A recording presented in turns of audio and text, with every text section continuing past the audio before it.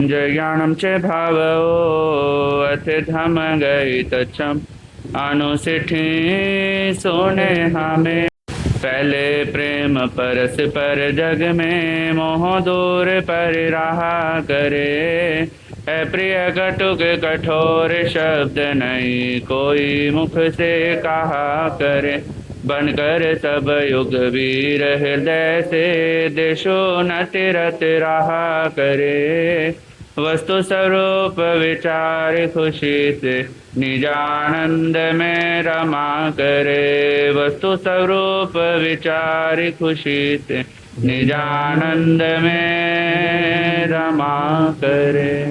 अनंत उपकारी परम पूज्य शास्त्री गुरुदेव श्री रूपेंद्र मुनि जी महाराज साहब के पावन पवित्र चरण कमलों में कोटि कोटि वंदन करने के उपरांत उपस्थित मोक्षाभिलाषी आत्माओं, आपके समक्ष अपनी विचार व्यक्ति करो। इससे पूर्व भजन की कुछ पंक्तियां हैं, आशा आप सभी मिलकर बोलने का भाव रखेंगे।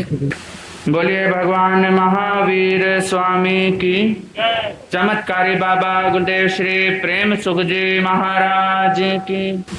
कुछ ख्याल कर लेने हर में ध्यान धर लेने कुछ ख्याल कर लेने हर में धर लेने कुछ ख्याल कर लेने हर में ध्यान धर लेने ओ तेरा बण से धर्म कुछ कर ले कर्म तेरा बण से धर्म कुछ कर ले कर्म पाछे पछतावेगा तेरी कुछ ना पार बसावे बुढ़ापा बैरी आवेगा कुछ ख्याल कर लेने हर में ध्यान धर लेने कुछ ख्याल कर लेने हर में ध्यान धर लेने। फिर बड़े बड़े राजा मर गए हाँ मर गए फिर बड़े बड़े राजा मर गए हाँ मर गए मोह में फंस के खाली हाथ डिगर गए फिर बड़े बड़े राजा मर गए हाँ मर गए वो भी नुए खाली हाथ डिगर गए फिर घिर के जाल में बुरे हाल में घिर के जाल में बुरे हाल में कौन बचावेगा तेरी कुछ ना पार बसावे बुढ़ापा बेरी आवेगा कुछ ख्याल कर लेने हर में ध्यान धर लेने कुछ ख्याल कर लेने हर में ध्यान हो तेरा बण से धर्म कुछ कर ले कर्म तेरा बण से धर्म कुछ कर ले कर्म पाछे पछतावेगा तेरी कुछ ना पार बसावे बुढ़ापा बैरी आवेगा कुछ ख्याल कर लेने हर में ध्यान धर लेने कुछ ख्याल कर लेने हर में ध्यान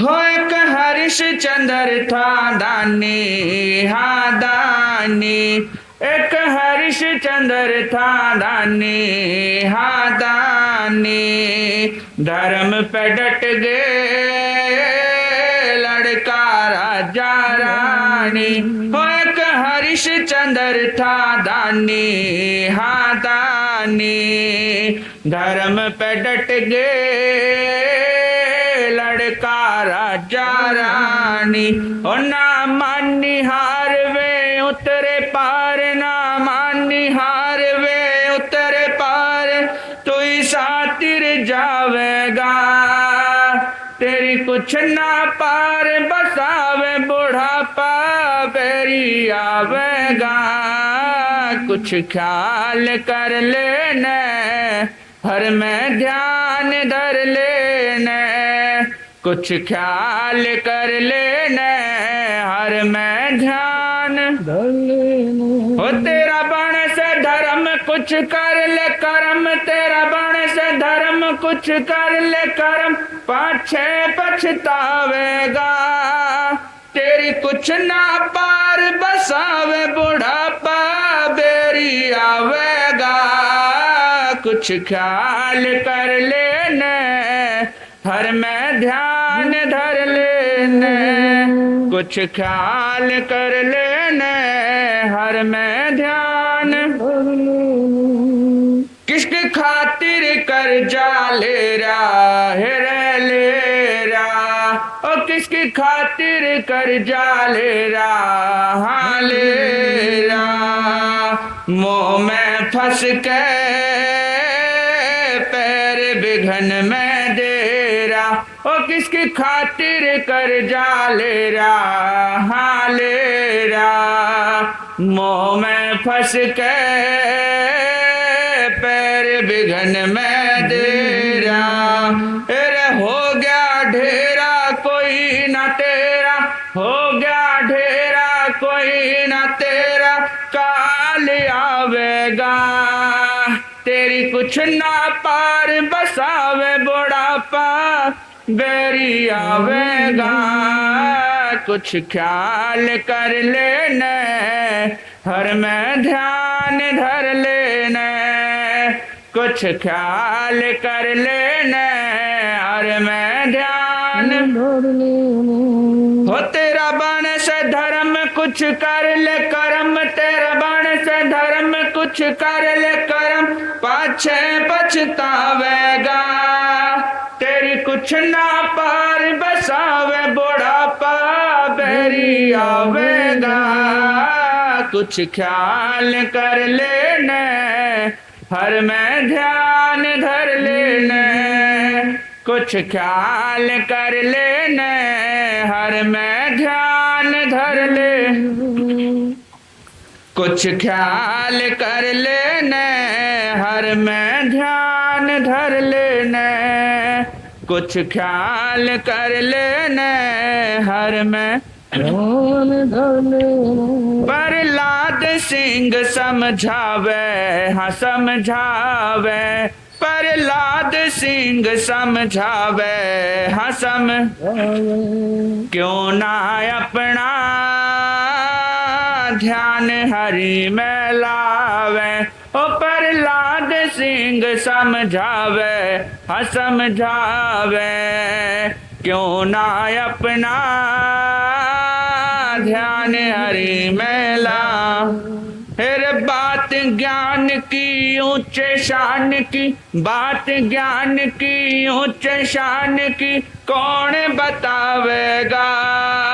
तेरी कुछ ना पार बसावे बुढ़ापा बेरी आवेगा।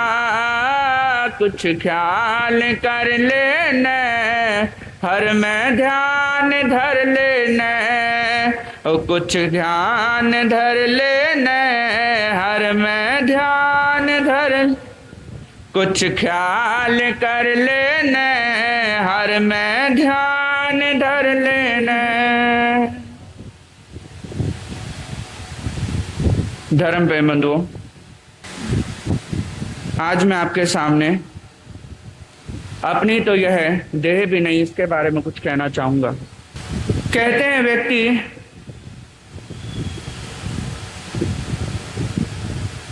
जिसके पीछे अपनी पूरी जिंदगी खपा देता है, चाहे वो मकान हो, दुकान हो, परिवार हो, चाहे वो पैसा हो, गाड़ी हो, या फिर व्यक्ति का अपना शरीर ही क्यों ना हो,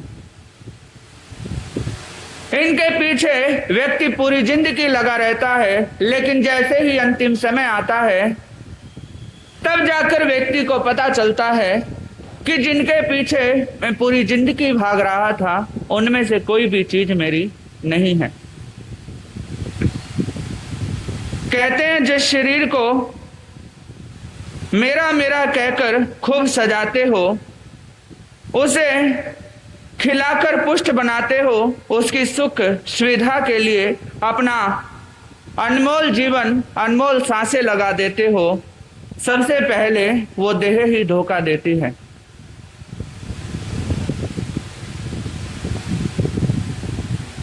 देह आत्मा की पड़ोसी है, उसके साथ में पड़ोस वाला धर्म निभाएं।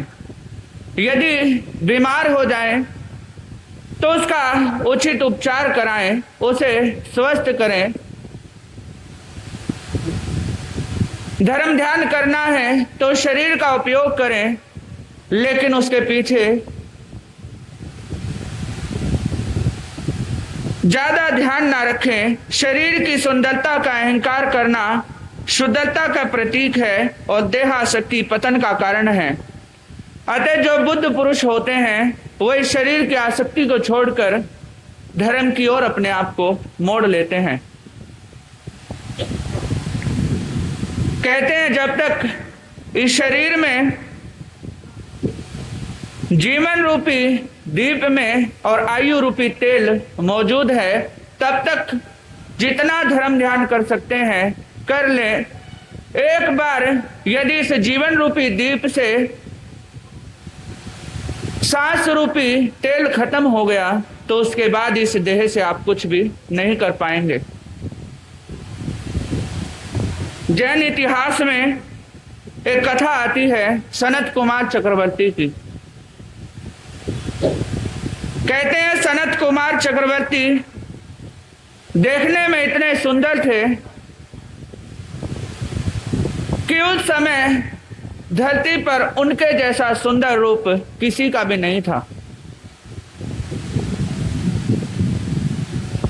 और कहते हैं जब भी इस धरती पर कोई भी ऐसी चीज उत्पन्न होती है जिसके बराबर की और कोई भी चीज नहीं होती, तो देवलोक में भी उसकी चर्चा की जाती है। उनके रूप की भी एक दिन इंद्र अपनी सभा में चर्चा करते हैं कि धरती पर एक ऐसा व्यक्ति है सनत कुमार चक्रवर्ती, जिसका रूप इतना सुंदर है कि उसके रूप के बराबर का कोई धरती पर तो छोड़ो त्रिभुवन में भी कोई नहीं है।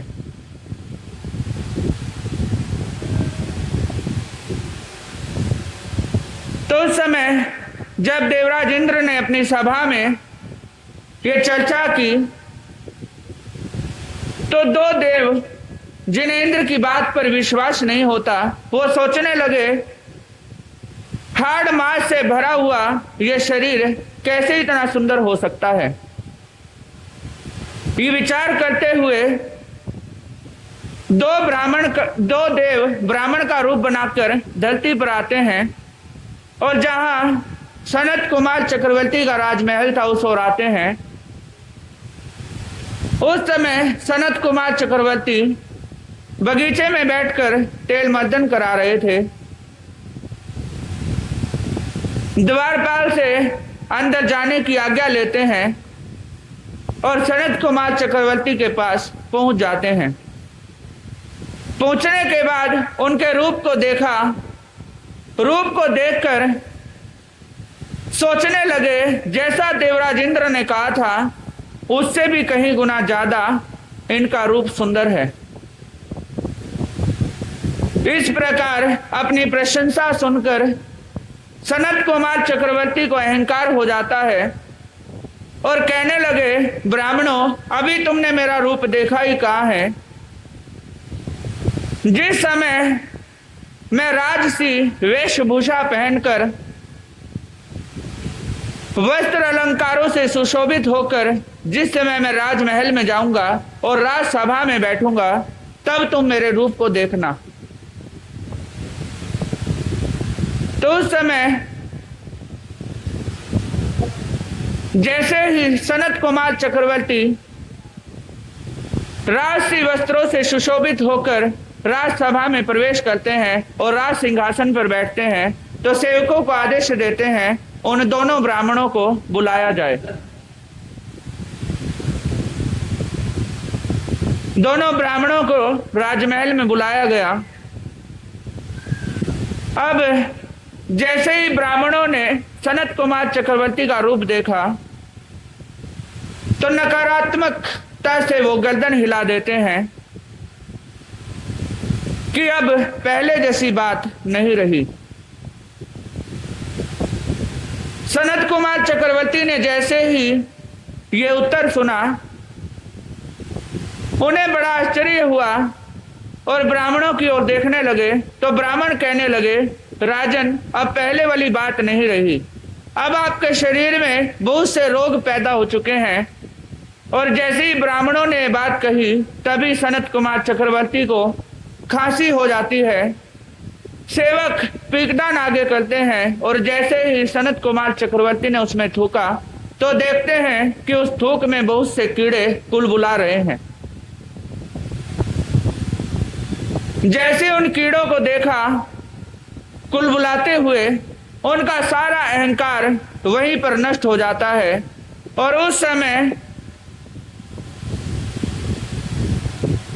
उनके मन मंदिर से जो अहंकार रूपी राक्षस था वो भाग जाता है और वो विचार करते हैं अशुचि भावना का। दीपे चाम चादर मड़ी, हाड़ पिंजरा दे, भीतर यासत जगत में और नहीं गिनगे। कि ये शरीर जो है यह अशुचि का भंडार है, इसमें हाड़ मांस का पिंजरा है और पता नहीं इसमें क्या क्या भरा हुआ है। ऐसे शरीर का अहंकार क्या करना। कहते हैं इस परिवर्तनशील संसार में कुछ भी स्थायी नहीं है, न धन स्थायी है, न ऐश्वर्य स्थायी है, न ही कुल स्थायी है, न रूप स्थायी है और न ही ये देह स्थायी है। फिर अहंकार किस चीज का करना। जब उन्होंने बात सोची तो इस अहंकार का त्याग करते हैं और अपने मन को धर्म की ओर मोड़ते हैं। और जब उनका मन धर्म की ओर मुड़ा तभी उन्हें वैराग्य हो जाता है और मुनि दीक्षा ग्रहण करने के बाद वो अपने जीवन का कल्याण और उत्थान करते हैं। कहते हैं व्यक्ति इस संसार में आकर जो चीज उसके साथ में नहीं जानी उसके पीछे दौड़ता रहता है, लेकिन जब अंतिम समय आता है तब उसे बोध होता है कि जिन चीजों के पीछे मैं दौड़ रहा था उनमें से कोई भी चीज मेरे साथ नहीं जानी। साथ में क्या जाएगा, व्यक्ति के साथ में जाता है उसके हाथों से किया गया सत्कर्म, उसके शरीर के द्वारा किया गया पुण्य के कार्य। जो व्यक्ति इस संसार में आकर धर्म के कार्य करता है, पुण्य के कार्य करता है, वो व्यक्ति जाते समय इस संसार से अपने साथ में पुण्य लेकर जाता है। और जो व्यक्ति संसार में आकर केवल धन संपत्ति परिवार के पीछे, कोठी बंगलों के पीछे घूमता रहता है, अंतिम समय में वो व्यक्ति पश्चाताप करता है। यदि आप भी संसार से जाते समय कुछ लेकर जाना चाहते हैं तो अपने जीवन में परोपकार को धारण करें, अपने जीवन में कुछ पुण्य कमाएं, अपने जीवन में धर्म ध्यान करें, तभी आप इस संसार से कुछ साथ में लेकर जा सकते हैं।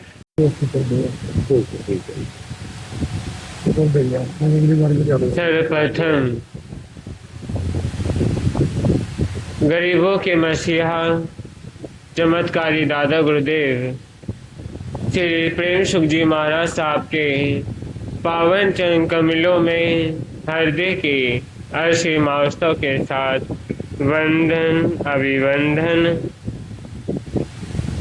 राजसंत स्वर्गीय में ऋषि परम पूज्य गुरुदेव श्री उपेंद्र मुनि जी महाराज साहब के पावन चरण कमलों में हृदय के अर्शी महोत्सव के साथ वंदन अभिवंदन।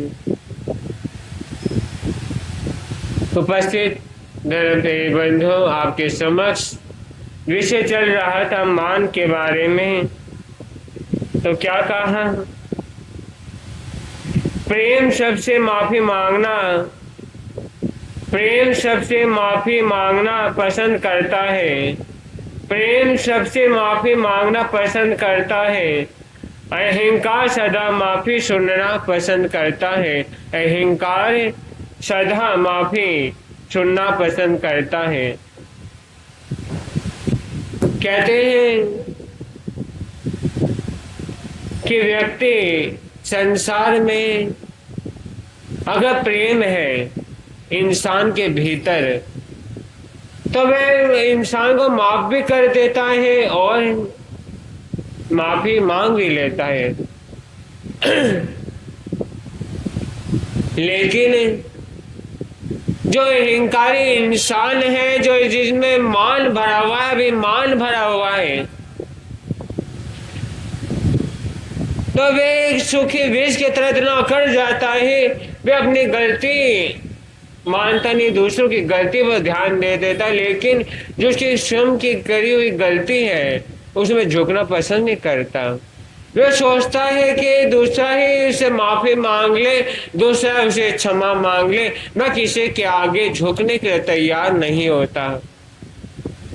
तो उसी प्रकार इंसान की कठोर वाणी कहते हैं, इंसान के भीतर विष भी है और अमृत भी है। अब कहते हैं अमृत कहाँ है और विष कहाँ है, वे इंसान के वाणी पर है। कहते हैं कि अमृत है तो परिवार तर जाता है और विष के द्वारा पूरा का पूरा परिवार बर्बादी की ओर चला जाता है। कहते हैं एक व्यापारी जब अपने व्यापार में घाटा लग जाता किसी कारणवश, तो उन्हें सोचा कि परदेश में जाकर व्यापार कर ले तो वहां कुछ मेरी पुण्यवाणी जाग जाए, पुरुषार्थ करने के बाद पुण्यवाणी जाग सकती है। तो अपनी पत्नी को लेकर वह चल पड़ा परदेश की ओर धन कमाने के लिए। और जैसे ही चला तो रास्ते में रुका, भूख प्यास लगी, तो पति कुएं से पानी निकालने के लिए जैसे ही रस्सी खींच रहा था तो पत्नी ने सोचा कि ऐसे व्यक्ति के साथ मैं क्या करूंगी जो बर्बादी की ओर है और जो बर्बादी की ओर जा चुका, जिसके पास न कोई व्यापार है, न कोई धन है, न कोई दौलत है। तो ऐसे साथ में जिंदगी कैसे बिता सकती हूँ। तो उन्हें अपने पति को वही कुएं में धक्का दे देती और अपने घर आ जाती, अपने मायके आ जाती है। आने के बाद उन्हें अपने परिवार वालों को झूठी कहानी बताकर वहीं पर रहने लगती है। और जिस पति को उन्हें धक्का दिया था वह किसी कारण कहते कुएं में गिरने से कारण बच जाता है और बचने कारण वह बाहर निकलने का इंतजार करने लगता है। और जैसे ही बाहर निकलने का इंतजार कर रहा था तभी वहीं पर एक राहगीर का आना हुआ, उसको प्यास लगी। जैसे उन्हें कुएं में बाल्टी डाली तो कुएं के अंदर से आवाज आ रही थी कि बचाओ की। तो ने इंसानियत के नाते उसको बाहर निकाल लिया और बाहर निकालने के बाद जैसे ही उसको निकाला और निकालने के बाद उसकी मदद की और वह व्यक्ति परदेश की ओर चला जाता, वो आगे अपने रास्ते चला जाता है। दोनों अपने रास्ते चले जाते हैं। अब वह परदेश जाके थोड़ा पुरुषार्थ करता, मेहनत करता है और दोबारा जो घाटा उसके जीवन में लगा था, जो घाटा उसके व्यापार में लगा था, वह वापिस अपना माल धन दौलत लेकर ऐशो आराम की जिंदगी जी रहा था, दोबारा उसके पास आ जाती है और वापिस अपने घर की ओर चलता है। देखा कि जाते जाते अपने ससुराल जो होता चला जाऊं, अपनी पत्नी से मिलकर चलता हूँ।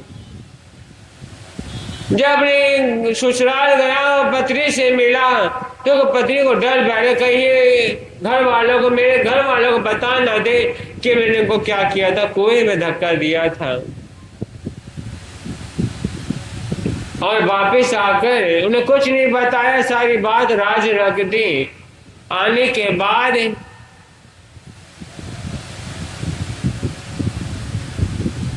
अपने घर में आराम की जिंदगी जीने लगा। और कुछ समय बाद जो उसका पुत्र था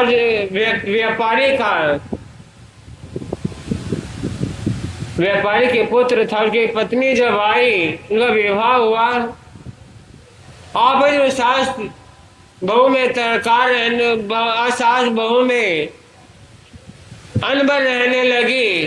सास को सुनाने का मौका नहीं ढूंढती रहती थी और बहू भी सास को सुनाने का मौका ढूंढती रहती थी।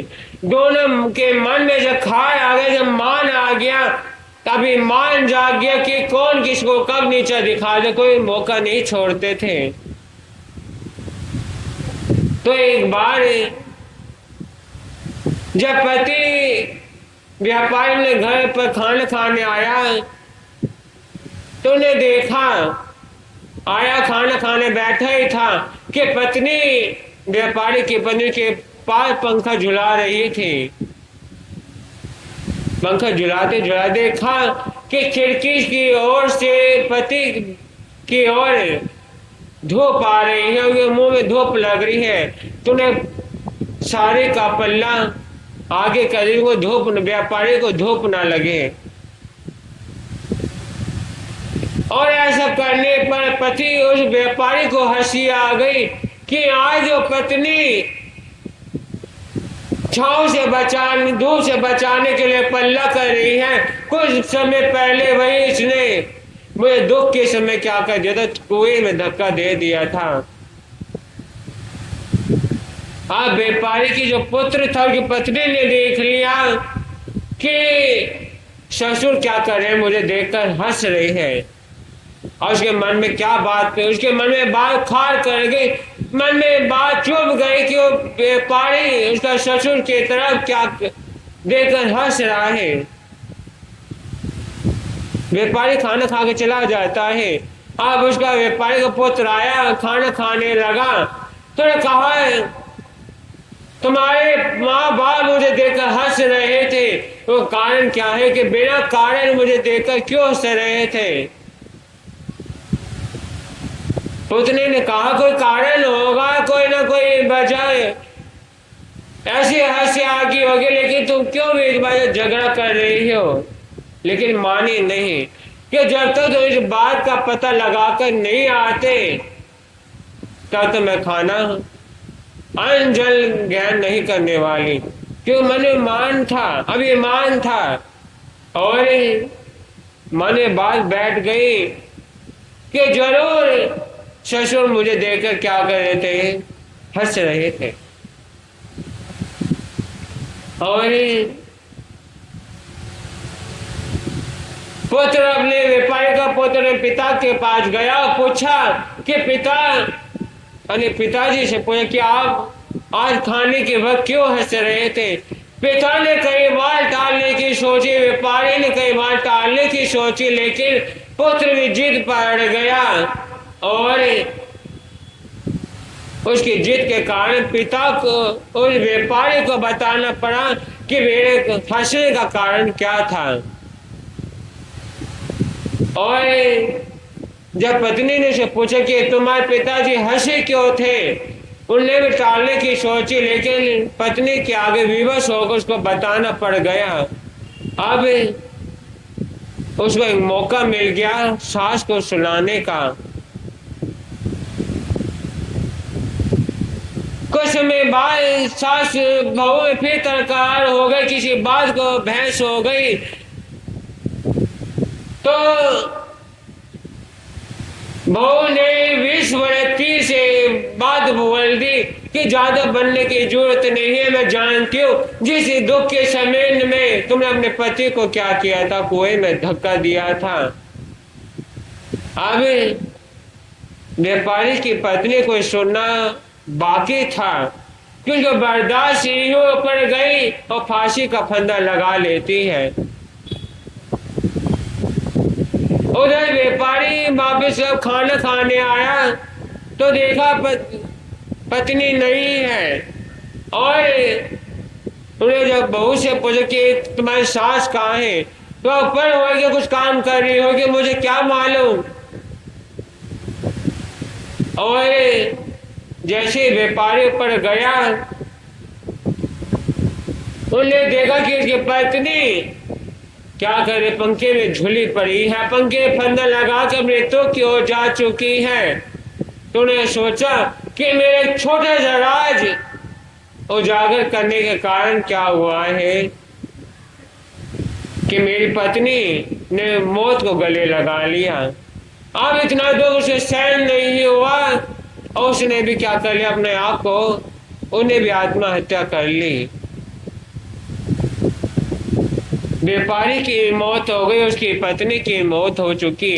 जब काफी समय हो गया कि व्यापारी अपने दुकान पर नहीं गया, तो उसके पुत्र ने सोचा कि इतना समय हो गया, अब तक पिताजी खाना खाकर कहाँ नहीं आए, दुकान पर नहीं आए। उन्हें घर आकर पूछा कि पिताजी इतना समय क्या हो गया जो अभी तक दुकान पर नहीं पहुंचे। तो बहू ने क्या कहा, उसके घर वाले ने, क्यों भाई दोनों पति पत्नी पर मीटिंग कर रहे होंगे, जाकर देख लो, मुझे क्या मालूम। ऊपर जाकर देखा कि माँ बाप तो दुनिया में रहे नहीं, और हमने राज को उजागर करने के कारण उस पुत्र ने भी अपने आप को आत्महत्या कर ली। अब पत्नी ने देखा कि काफी समय होगा, ना सास बाहर नीचे आई, ना ससुर नीचे आए, ना मेरा पति नीचे आ रहा। दिलों में आप में क्या खिचड़ी पकड़ी है क्या नहीं, तो मन में अभिमान था कि जो मेरे बात बोले को गलत नहीं बोली,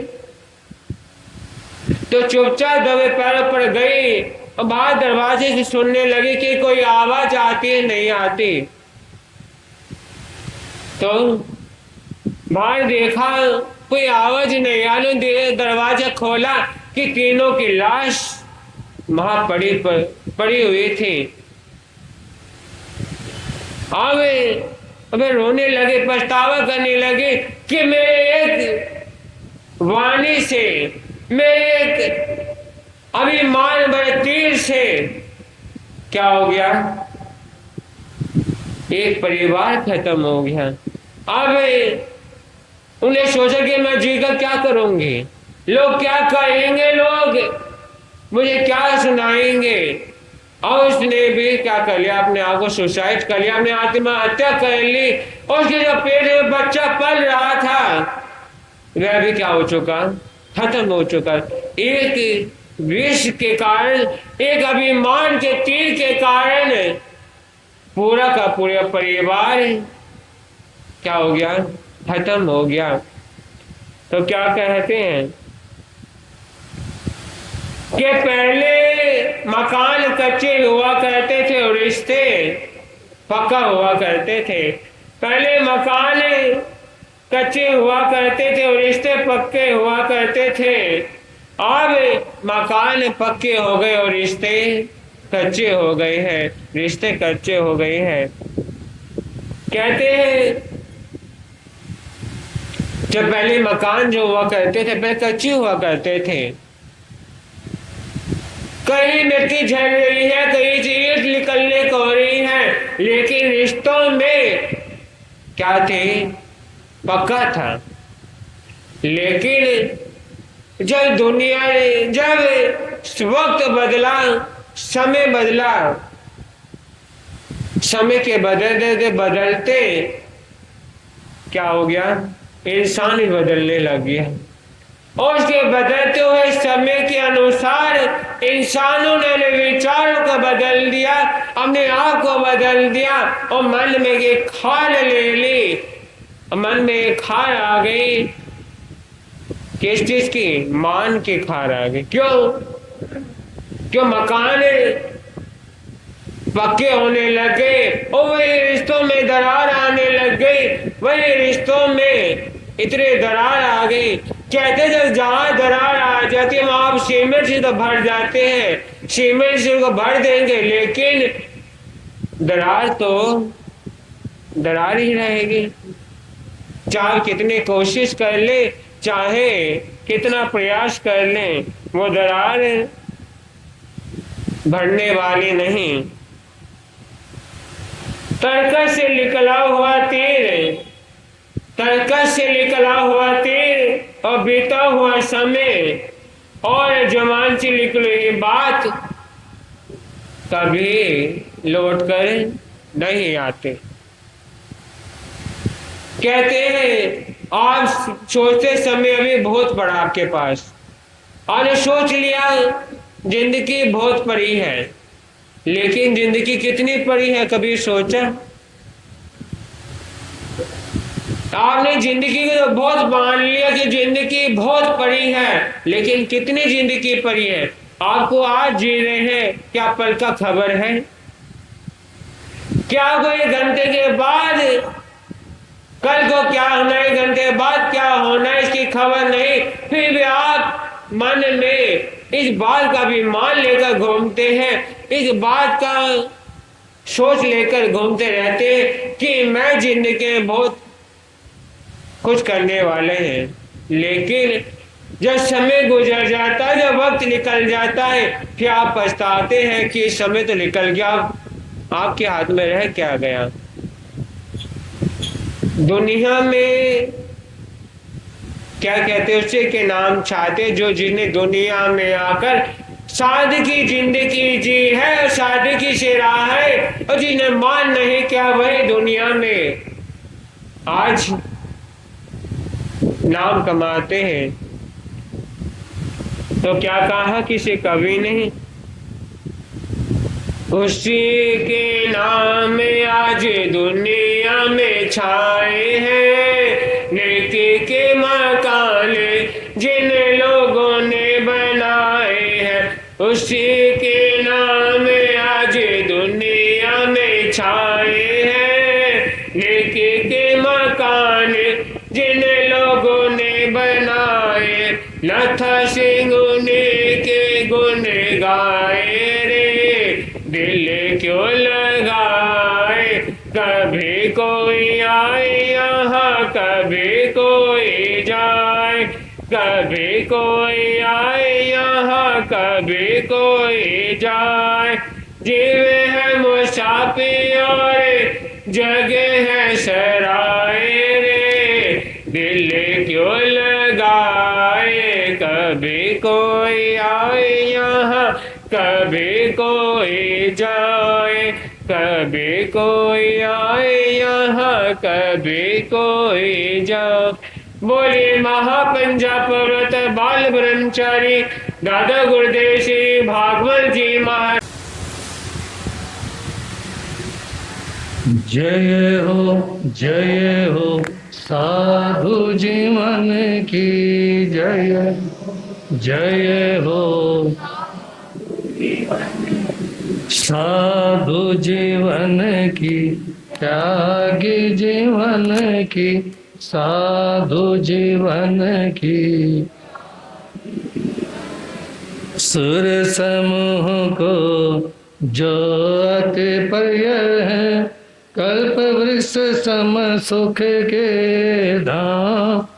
इंद्र पूज्य उन महावीर को करता हूँ शत बार प्रणाम। गुरुओं के गुरु भागमल का धरता हूँ मैं मन में ध्यान। जिनकी पावन कृपा से मिलता भवतम आस निर्मल कीर्ति पावन चारित्र। उत्तम जिनका साधवाचार महिमाशाली परयुप। उत्तम संयम श्रेष्ठ विचार परम सेवा भावी गुरुवर मेरे थे फकड़ सन्यासी रहे अभय। गगन गुंजा दो जयकारों गुरु प्रेम सुख की बोलो जय। गरीबों के मसीहा शान जिन शासन परम सेवा भावी आराध्य सदगुरुदेव श्री प्रेमसु जी महाराज साहब के पावन पवित्र चरण कमलों में कोटिशः वंदना अभिवंदना।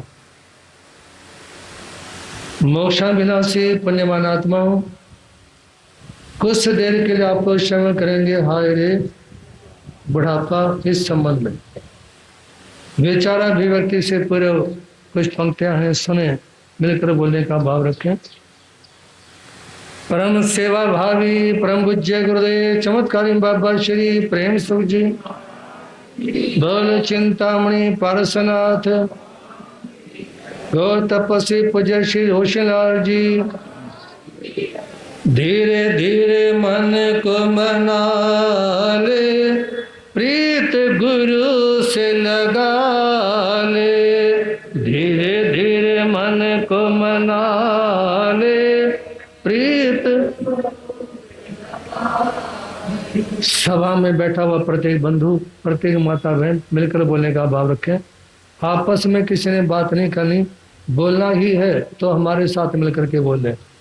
धीरे धीरे मन को मना ले, प्रीत गुरु से लगा ले। धीरे धीरे मन को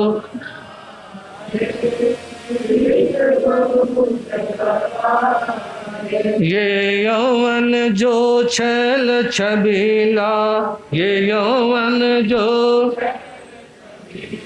ये तो एक माटी का ढीला, ये तो एक माटी का, तप से इसे तपा ले, प्रीत गुरु से लगा ले।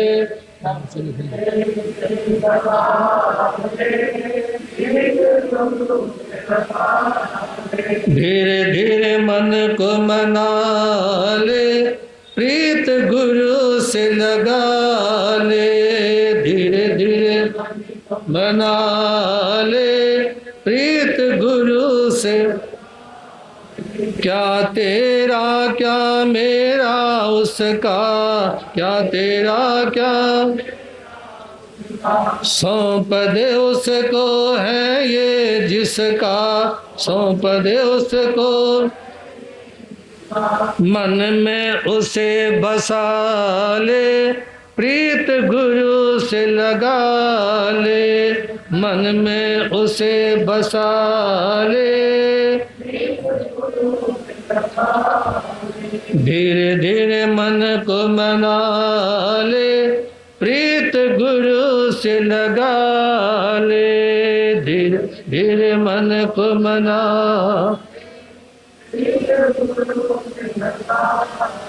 छोड़ के जाना है सब एक दिन, छोड़ के शाम सवेरे जप लो निश दिन। सत की जोत जगा ले, प्रीत गुरु से लगा ले। सत की जोत जगा ले, प्रीत गुरु। धीरे धीरे मन को मना ले, प्रीत गुरु से लगा ले। धीरे धीरे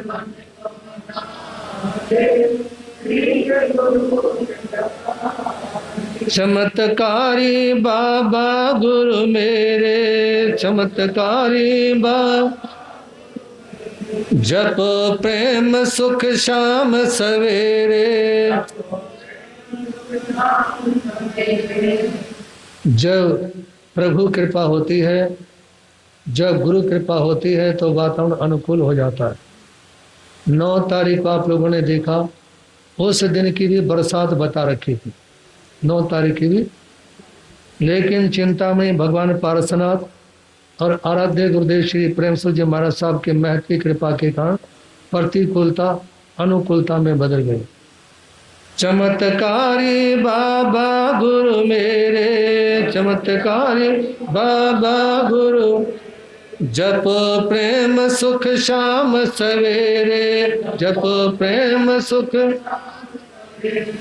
चरणों में शीश झुका ले, प्रीत गुरु से लगा ले, चरणों में शीश झुका ले। धीरे धीरे मन को मना ले, प्रीत गुरु से लगा ले, धीरे धीरे मना ले, प्रीत गुरु से। गुरु प्रेम सुख सबका प्यारा, गुरु प्रेम सुख, उपेंद्र मुनि का एक सहारा, उपेंद्र मुनि का। जय जय उसकी बुला ले, प्रीत गुरु से लगा ले, जय जय उसकी।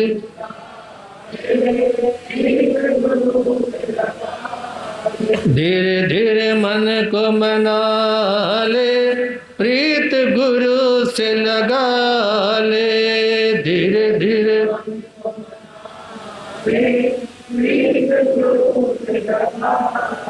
धीरे धीरे मन को मना ले, प्रीत गुरु से लगा ले, धीरे धीरे।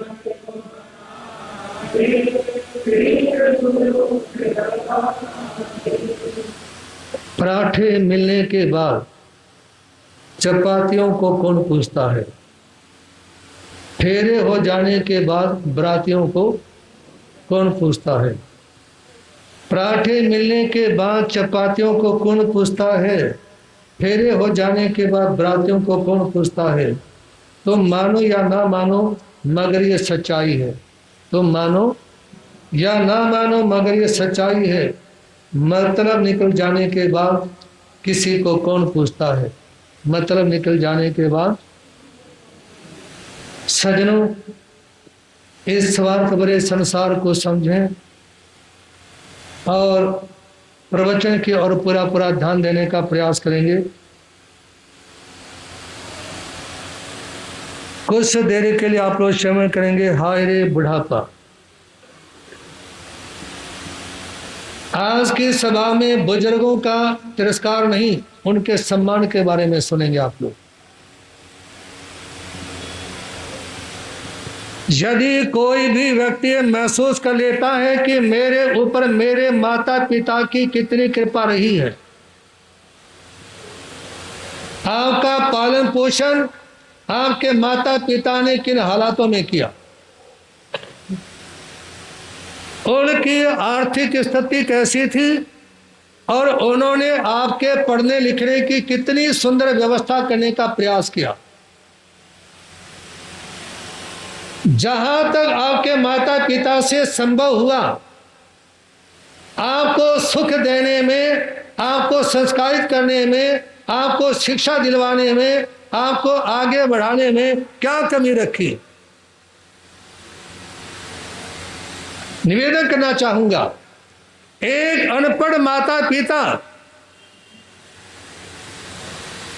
कम पढ़ा लिखा माँ बाप अपने बच्चों को BA, MBA, BBA, BCA, MTech, BTech इत्यादि करवा देता। ऐसी स्थिति में ला देता कि लाखों रुपए महीना कमा सके। मजदूरी करने वाला, छोटी सी दुकान करने वाला, खेती बाड़ी करने वाला, छोटी दुकान के पर नौकरी करने वाला, एक माता पिता अपने परिवार का भरपूर नियोजन करता है। आराम से बैठे, भरपूर नियोजन करता है, सारी व्यवस्थाएं देखता है। लेकिन मान लो एक बेटा पढ़ा लिखा है, योग्य है, वो लाखों रुपए महीना कमाने के लायक माता पिता ने बना दिया, लेकिन उसके बाद उस पढ़े लिखे इंसान का माता पिता की तरफ कितना सा ध्यान है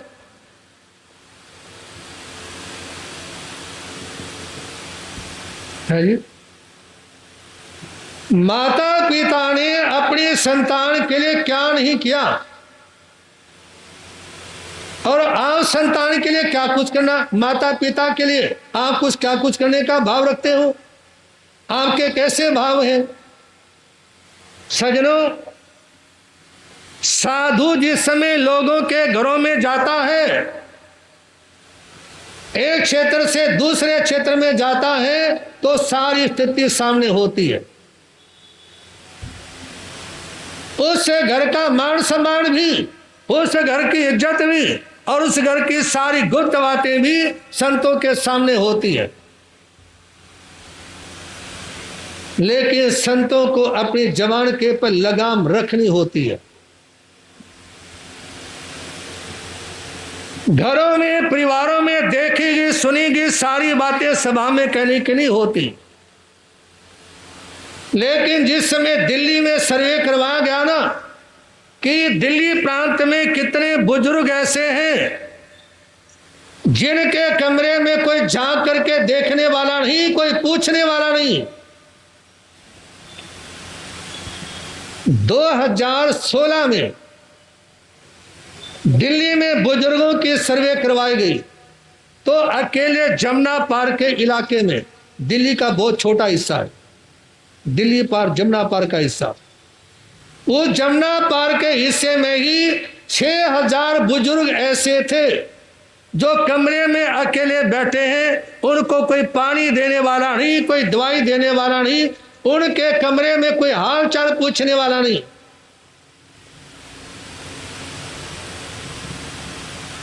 ऐसी औलाद किस काम की?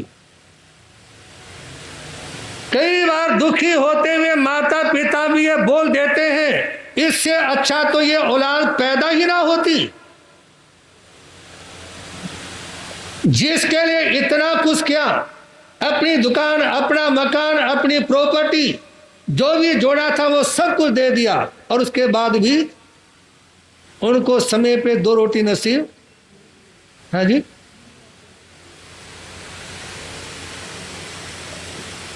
हाय रे बुढ़ापा। जीवन की 3 अवस्थाएं हैं, बचपन, जवानी और वृद्ध अवस्था।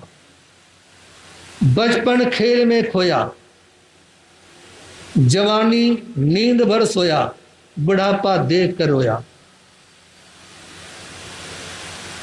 बचपन व्यतीत हो जाता है खेल खिलौनों में, जवानी व्यतीत हो जाती है पैसा कमाने में, बीवी को मनाने में। देखिए, हिंदुस्तान में कुछ त्योहार तो ऐसे हैं जो साल में एक बार आता है, एक बार मनाते हैं, और एक त्योहार ऐसा है जो रोजाना ही मनाना पड़ता है जी। दिवाली एक बार मनानी होती है, होली एक बार मनानी होती है, दशहरा एक बार मनाना होता है, लेकिन घरवाली है जी रोज मनानी होती है। निवेदन आपके सामने, बचपन खेल कर खोया, खेल में बिता दिया, जवानी नींद में, पैसा कमाने में, अर्थ जोड़ने में, काम भोगों में सारी जवानी को लुटा दिया। और जब वृद्ध अवस्था आ गई ना, जब किसी ने भी नहीं पूछा, उसके बाद में आंखें खुलती है।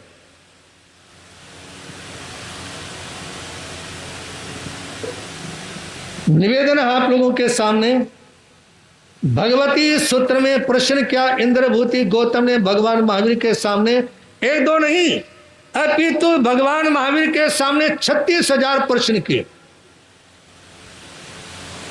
जीवाणम भंते किंग जरा सोगे गोहिमा, जीवाणम जरा भी सोगे भी, छे केनठनम भंते जहां सोगे भी, जैन जीवा शरीर वेणम व्यंती, तेसनम जीवाणम जरा, जैनम जीवा मानसम वेण व्यंती, तेसनम जीवाणम सोगे। भगवान, क्या जीवों को जरा और शोक होता है? जरा से मतलब बुढ़ापा, और शोक से मतलब मानसिक दुख। शोक से मतलब, क्या जीवों को जरा और शोक होता है? भगवान महावीर कहते हैं, हाँ गौतम, जरा भी होती है, शोक भी होता है। भगवान किस अपेक्षा से? उस समय कहते गौतम, शारीरिक वेदना की अपेक्षा से जरा अर्थात बुढ़ापा, शारीरिक वेदना की अपेक्षा से। कई बार बुजुर्ग श्राप बुजुर्ग कोई माता जी पूछते, महाराज जी मेरे गोडों में दर्द है, क्या करूं? मैं तो बोलता, माता जी आप तो 80 साल की उम्र में चल भी रही हो, फिर भी रही हो, अपना पता नहीं क्या होगा। क्योंकि जिन्होंने पुराना घी खा रखा है ना, उनके तो शरीर में फिर भी ताकत है, लेकिन आजकल के जवान है जी, 4 जीने चढ़ते हांफने शुरू हो जाते हैं, बड़े मुश्किल काम है। तो निवेदन आप लोगों के सामने, जरा भी शोकेगी, भगवान क्या जीवों को जरा भी होते शोक भी होता है। भगवान कहते शारीरिक वेदना की अपेक्षा से जरा अर्थात बुढ़ापा, बुढ़ापे का दुख, और मानसिक वेदना की अपेक्षा से शोक। जितना भयंकर बुढ़ापे का दुख होता है ना, उससे कई गुना ज्यादा भयंकर होता है मानसिक दुख।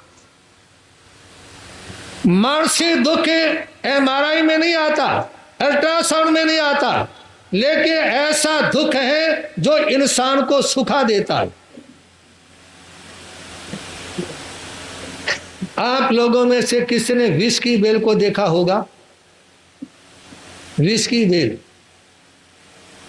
जिस पेड़ के पर चढ़ जाती है ना, वो जो विष की बेल है वो पीले रंग की होती है, और कहीं से मोटी नहीं होती, कहीं से पतली नहीं होती, एक जैसा बिल्कुल बड़ी तार की तरह होती है, और उसकी कोई जड़ भी नहीं होती। समझ आ रही बात? उसकी कोई जड़ भी नहीं होती, लेकिन वो जिस पेड़ के पर चढ़ जाती है ना, कुछ महीनों में उसको सुखा देती है। ऐसे ही होता है मानसिक शोक, मन का दुख, जिसको लोग किसी और के सामने बता भी नहीं सकते, सुना भी नहीं सकते, उस दुख को भीतर ही भीतर पीना पड़ता है। तो इसलिए निवेदन है आप लोगों के सामने कि आप इस दुख के बारे में सुने और समझें। कीरी गढ़वाल में बादल फटा, सैकड़ों लोग पानी में बह गए, एक बुजुर्ग भी बह गया। उनके जो बच्चे थे ना, क्योंकि सरकार ने जो पानी में बह गए, जो लापता हो गए, उनके लिए मुआवजा दे दिया, 1-2 लाख रुपए। तो एक बुजुर्ग ऐसा था जिसका बच्चों को मुआवजा तो मिल गया, लेकिन वो मरा नहीं था। 6 महीने के बाद में वो बुजुर्ग घर पे आ गया। रात को 1:30 बजे गेट बजाया, गेट खोला, बुजुर्ग अंदर आए। अंदर जाने के बाद में बेटे बहू ने कमरे की कुंडी मार ली, और वो बुजुर्ग रात के 1:30 बजे घर के चौक में घूमता है, और घर के चौक में घूमते हुए जो बेटा और पुत्र वधू आपस में बात कर रहे थे ना, हमने तो इसके नाम का मुआवजा भी उठा लिया। हम तो सोच रहे थे मर गया, खप गया, हमारी टेंशन खत्म हो गई। ये तो फिर आखड़ा हुआ, वो भी रात के 1:30 बजे। कहां से मरा ये? जब ये बेटे बहू की बातें सुनी ना, तो वो बुजुर्ग उन्हें अपने घर का दरवाजा खोल के निकल जाता है। उसके बाद आज तक लौट करके नहीं आया। ये प्रसंग समाचार पत्र में था। तो निवेदन आप लोगों के सामने कि उस बुजुर्ग के मन में तो यह बात थी कि मैं अपनी जन्मभूमि में जाकर के प्राण छोड़ूंगा, लेकिन बेटे और बहू के विचार तो कुछ और ही थे। इसलिए निवेदन है, भगवान महावीर ने प्रेरणा दी, वर्णम जरा हरई नरसरायण। हे राजन, जरा मनुष्य की सुंदरता को खत्म कर देती है।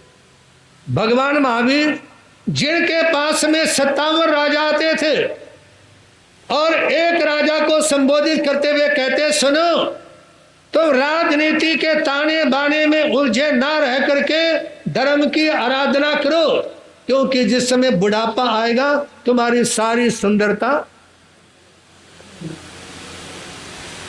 मैंने देखा है गंजे लोगों को जेब में कंगे टांगे हुए। किनको? किसी के पर नहीं बोला, किसी के भाई के सिर पे बाल ना हो, ये ना सोचे मेरे पर बोल दे। मैंने देखा है गंजे लोगों को जेब में कंगा टांगे हुए, सिर पे 4 बाल नहीं और जेब में 1.5 फुट का कंगा होता है, या तो इधर के बाल उधर के बाल इधर कर। अरे सच्चाई को स्वीकार कर लो, क्या दिक्कत है? जैसे हो है जी। कई लोग अपने बाल काले पीले लाल इत्यादि कर लेते हैं, समझ नहीं आती उन लोगों को देखने के बाद। वो 70 साल की उम्र में 18 साल के दिखाई देना चाहते हैं। इसलिए निवेदन है वृद्ध अवस्था को समझें और समझें इस बात को कि आज कलयुग आ चुका है। कैसा कलयुग? कभी धर्मराज युधिष्ठिर ने उनके सामने घटाघटी एक वृद्ध ब्राह्मण उनके सामने आया और कहा कि मैंने एक सपना देखा है। धर्मराज से पूछते हैं, एक घड़े का पानी 5 घड़ों में डाला, 5 घड़े पानी से भर गए। एक घड़े का पानी डाला, कितने घड़ों में? 5 घड़ों में, और वो 5 भर गए। कहा कि उसके बाद में 5 भरे हुए जो पानी से भरे हुए घड़े थे ना, वो एक घड़े में डाला तो भी खाली रह गया। कहा कि ये सपना देखा, इसका मतलब क्या हुआ?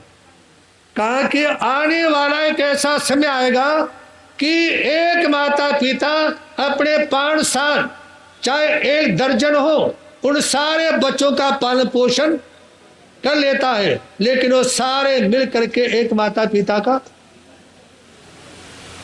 यदि किसी के 2 बेटे हो ना, तो वो अपने माँ बाप को भी बांट लेते हैं।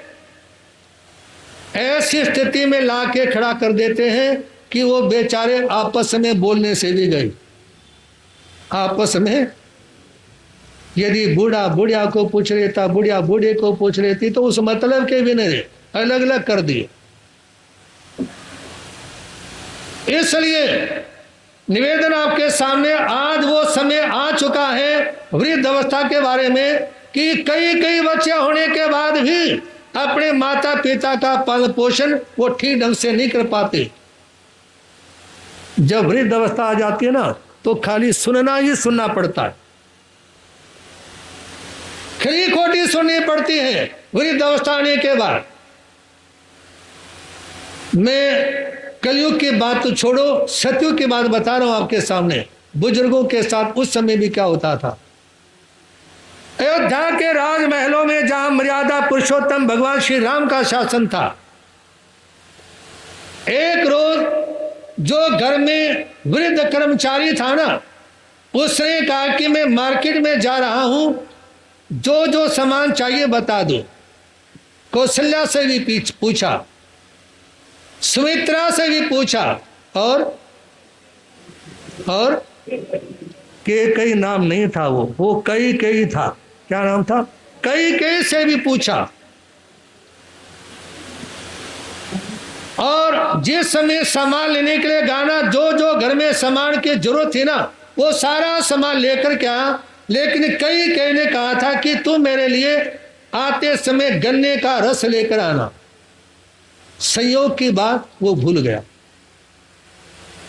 बाकी सारा का सामान जो कई ने कहा था ना, वो भी आ गया, और उन्हें जो कहा था वो भी ले आया। लेकिन उस समय जरा सा वो सामान भूल गया ना।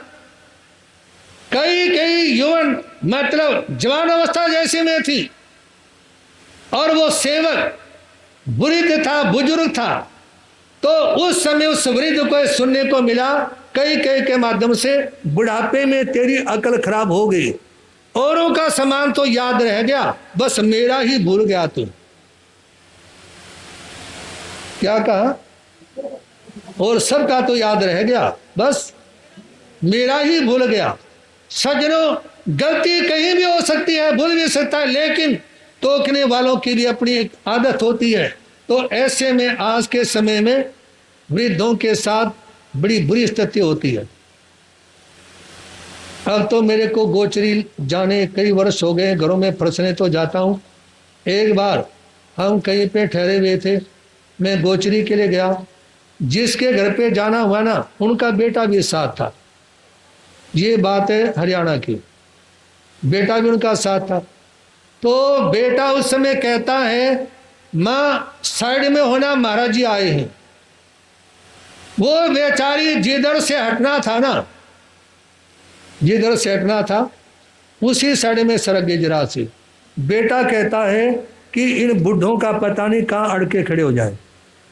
क्या कहने का, इन बुढ़ों का ये नहीं पता कि कहाँ अड़के खड़े हो जाए। सज्जनों, वृद्ध अवस्था में तो सारी बातें सुननी पड़ती हैं।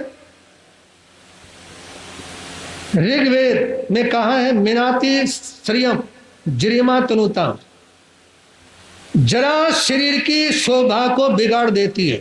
बुढ़ापा, मुंह में दांत नहीं होते,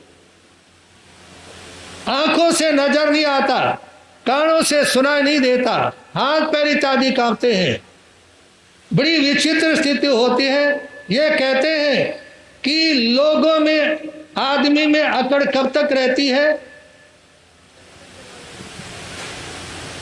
घोड़े में अकड़ उस समय तक रहती है जब तक, चने में अकड़ उस समय तक रहती है जब तक घोड़े के दांत के नीचे नहीं आता, और आदमी में अकड़ उस समय तक रहती है जब तक शरीर में बुढ़ापा है। जी, आदमी में अकड़ कब तक रहती है? जब तक शरीर में बुढ़ापा नहीं आता। वृद्ध अवस्था आने के बाद में नस नस अपने आप ही सीधी हो जाती है। और सज्जनों, क्या कहें यारो, जिसे आ जाए बुढ़ापा और ऐसा जवानी के तय खाए बुढ़ापा। यानी शरीर में तो बुढ़ापा आ गया और सपने देखता जवानी के। क्या कहें यारो, जिसे आ जाए बुढ़ापा और ऐश जवानी के तह खाए बुढ़ापा। इशरत को मिला खाक में, कैसा गम लेकर आया। इशरत को मिला खाक में, कैसा गम लेकर आया। हर काम को, हर बात को ये तरसाए बुढ़ापा। हर काम को, हर बात को, बोलो, हर काम को, हर बात को ये तरसाए बुढ़ापा। सज्जनों, वृद्ध अवस्था में तो बहुत सारे लोग तरसते हैं। खाने पीने की बातें तो छोड़िए, अपने नन्हे मुन्ने पोतों को देखने के लिए भी तरसते हैं।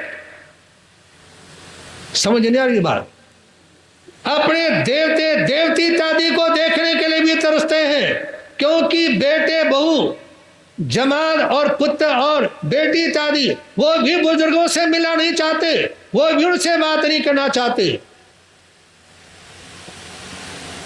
हाय रे बुढ़ापा।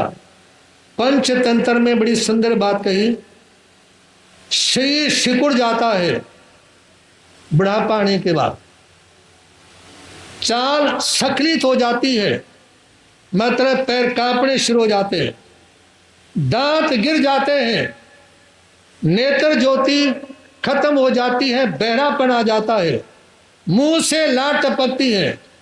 ऐसे में भाई भी नहीं सुनते, घरवाली भी नहीं सुनती। ऐसे में भाई भी नहीं सुनते, घरवाली भी नहीं सुनती। वृद्ध अवस्था आने पर तो बेटा भी दुश्मन की तरह देखता है। वृद्ध अवस्था आने पर बेटा भी, बोल तो लिया करो, वो तो मेरे को पता है कि आप बुजुर्गों से कितना प्यार करते हो, कम से कम प्रवचन में तो बोलो। तो इसलिए निवेदन है, बुजुर्गों के प्रति सेवा और समर्पण का भाव भी रखे। और ऐसी स्थिति आ जाती है जब बेटा भी दुश्मन बन जाता है। सफेद बाल कहते हैं, जवानी में जो पसारा है समेट लो।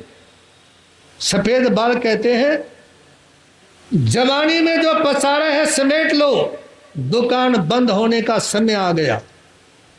दुकान बोलो, दुकान बंद होने का समय आ गया। अंगम गलितम प्रीतम मुंडम, दर्शन विहीनम जातम तुंडम, वृद्धो याति घृत्वा दंडम, तल्पिन मुंचति आशा पिंडम, बस गोविंदम बस गोविंदम बस गोविंदम मूढ़मते। महापुरुष ये बोलते हैं जो अपने कल्याण का काम है ना, आज ही कर लो। बुढ़ापा आने पर क्या होगा? जो कल्याण का काम है वो आज ही कर लो, नहीं था बुढ़ापा आने पर क्या होगा? जब शरीर के अंग भी भारी लगने लग जाएंगे। याद रख, जैसे जूही की बेल मुरझाए फूल का खुद ही त्याग कर देती है ना, वैसे ही बुढ़ापे में परिवार भी बूढ़े व्यक्ति का त्याग कर देता है। इसलिए कहा कि अंग गलने सड़ने शुरू हो जाते हैं, बाल सफेद हो जाते हैं, मुंह दांतों से ही हाथ में लाठी आ जाती है, हाथ में दोगा आ जाता है सहारा लेने के लिए। और इसके बाद भी मन की कामनाएं, इच्छाएं खत्म नहीं होती। कई बार ऐसा देखा है कि बच्चों ने माता पिता को छोड़ दिया, अलग चले गए माता पिता को छोड़कर, और माता पिता अलग रहते हुए भी उनका बराबर मन ये रहता है बच्चे पता नहीं कैसे होंगे, है जी। उनकी चिंताएं, बोलो तो उनकी चिंता सताती रहती है, अब कैसे होंगे, उनके साथ क्या होगा, पता नहीं उन्होंने खाना लिया या नहीं लिया, मेरा नन्ना मुन्ना पोता पता नहीं कैसे होगा, कब आएगा मिलने के लिए, है जी। और आज के समय में बहुत सारी बहनें ऐसी हैं, जो प्रवचन में उनको नहीं बोला मैं, बहुत सारी बहनें ऐसी हैं कि यदि ये लगे ना कि मेरे ससुर मेरी सास अपने पोते के बिना नहीं रह सकते, तो उसको लेके पैर में भाग देगी, है जी। उसको याद करके रोते रहो कि कब पोते को देखेंगे। पहले उम्मीद होती है, और उसके बाद में जब पोता पोती हो जाते ना, उसके बाद उनको देखने के लिए भी तरसते हैं। बड़ी विचित्र स्थिति होती है। वृद्धावस्था आने पर बुढ़ापा प्राणियों को मृत्यु की ओर वैसे ही ले जाता है जैसे ग्वाला अपने डंडे से गायों को ले जाता है। समझ आए? वृद्धावस्था वृद्ध को मौत की तरफ वैसे ही ले जाता है जैसे ग्वाला डंडे के साथ गायों को घाट के पर ले जाता है। तो इसलिए निवेदन करना चाहूंगा, आप जितनी भी श्वास ले रहे हो ना, हर श्वास के साथ आप एक कदम मौत के समीप पहुंच जाते हो। यही समझ में, हर कदम आपको मौत के समीप लेकर के जा रहा है। लेकिन बहुत कम लोग हैं जो समझते हैं, जो जानते हैं। काल की परछाइयों में बुढ़ापा पलता है, राही अपनी मंजिल पे डर करके चलता है। प्रभु नाम है लाठी वृद्ध मुसाफिर के लिए, पग पग पर जो गिरता और संभलता है। यदि जीते रहे तो बुढ़ापा आएगा और मौत की ओर लेकर के जाएगा ही। इसलिए एक ही सहारा है, लाठी का नहीं, प्रभु नाम का। किसका? क्योंकि वृद्ध अवस्था आने के बाद में ऐसा भी समय आता है कि लाठी भी साथ नहीं देती। वृद्ध अवस्था आने के बाद लाठी भी साथ नहीं देती। ऐसे में प्रभु का नाम ही व्यक्ति का सहारा होता है।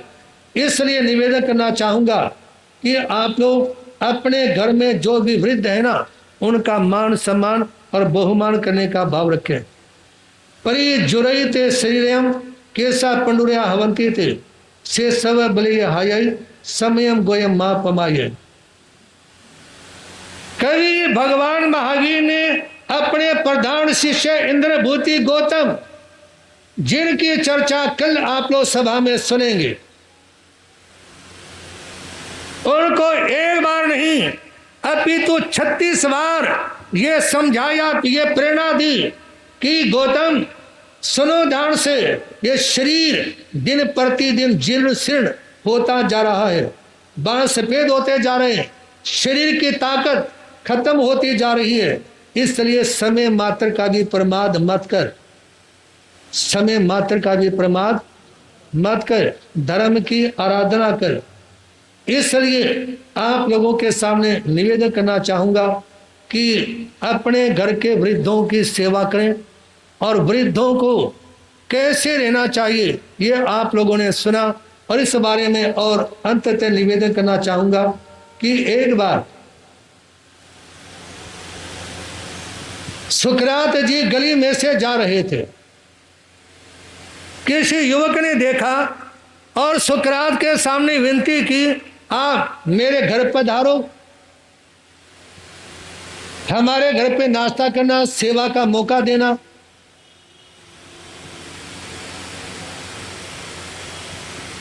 तो उसमें सुकरात ने सोचा कि नाश्ता तो करना ही है, चलो चलते हैं। उनके घर पे पहुंच गए तो जो युवक के सुकरात को अपने घर लेकर के गया था ना, वो कहता है, महात्मा जी मैं आपके लिए चाय नाश्ता तैयार करवाता हूं। साइड में इस कमरे में मेरे पूज्य पिताजी बैठे हुए हैं। कौन? किन शब्दों का प्रयोग किया? क्योंकि वो अपने पिताजी का भक्त था ना, आज्ञाकारी था ना, उनकी सेवा करता था, इसलिए शब्द भी वैसे ही थे। इस कमरे में मेरे पूज्य पिताश्री बैठे हुए हैं, आप उनको अपने सानिध्य का लाभ देंगे। तो उस समय जैसे ही सुकरात जी वहां पर बैठे उनके पिताजी के पास और कहने लगे, और कैसे हो? सुकरात जी ने पूछा। उस युवक के पिताजी कहते हैं, सुनो, मेरे पास में जो संपत्ति थी वो मैंने अपने बेटों में, अपनी चलती में बराबर बराबर बांट दी। कुछ पैसा मेरे पास है और उस पैसे में से कुछ अंश मैं रोजाना खर्च करता हूं अपने पोता पोतियों के पर। सुन रहे हो ना? किसका ध्यान रखना है? पोता पोतियों का, उनके ऊपर मैं खर्च करता हूं और इससे मेरे को अकेलापन नहीं लगता। जैसे ही स्कूल की छुट्टी होती है, मेरा पोता भी मेरी पोती भी सब मेरे कमरे में ही खेलते रहते हैं। और इसी के साथ यदि आसपास में कहीं भी सत्संग होता है तो मैं सत्संग सुनने के लिए जरूर जाता हूं। आप लोग भी अपने घर के बुजुर्गों को प्रवचन में लाया करो। और उस समय कहा उस वृद्ध ने सुकरात के सामने कि मैं अपने बेटे बहुओं के बारे में कोई इंटरफेयर नहीं करता। उन्होंने क्या खाना है, क्या बनाना है, कैसे रहना है, क्योंकि जो बच्चे वाले हो गए अब उनको और क्या समझाया जाए। मैं उनके बीच में व्यवधान नहीं डालता और मेरे बेटे भी, मेरे पुत्र वधू भी बड़े समर्पित हैं, बड़ी सेवा करते हैं। और कहा कि महात्मा जी मैं रात में 2-2:30 बजे उठ जाता हूं। 2-2:30 बजे उठने के बाद में कुछ देर टहलता हूं, इसके बाद में मैं जाप करता हूं, साधना करता हूं, आत्म साधना, भगवान का नाम लेता हूं 2 घंटे, 4 घंटे, 5 घंटे, जितने भी समय मिलता है। मैं हुक्का, बीड़ी, सिगरेट, ताश पत्ते किसी भी व्यसन का सेवन नहीं करता। बस घर में रहता हूं, पोता पोतों के बीच में रहता हूं, या सत्संग में जाता हूं, या किसी तीर्थ के पर जाता हूं। कोई व्यर्थ की दाएं बाएं इत्यादि की बात नहीं। और जिस समय पुत्र वधू मेरे को नाश्ता खाना देते हैं उस समय ले लेता हूं। मैं ये नहीं कहता कभी मेरे को आज नाश्ता नहीं मिला, या भोजन में नमक कम था, या मिर्चें तेज थी। जैसा भोजन मेरे सामने आ गया वैसा ही मैं ले लेता हूं। एक भाई रहते हैं राजापुरी में, जिनकी त्रिनगर में ससुराल है। वो ऐसे ही वकील चंद जैन उनका नाम है। एक बार उनके घर वाली सब्जी में नमक डालना भूल गई। उन्होंने ये नहीं कहा कि नमक नहीं है। जब घरवाली रोटी खाने लगी ना तो उस समय घरवाले को कहती है कि अरे आपने बताया भी नहीं कि सब्जी में नमक नहीं था। कहा कि बताना क्या था, रोज आना अच्छी अच्छी चीजें बना के देती हो, एक दिन भूल भी गई तो क्या बात हो गई है जी। आप में से कोई होता ना, हो सकता प्लेट उठा के फेंक देता, ठीक है ना।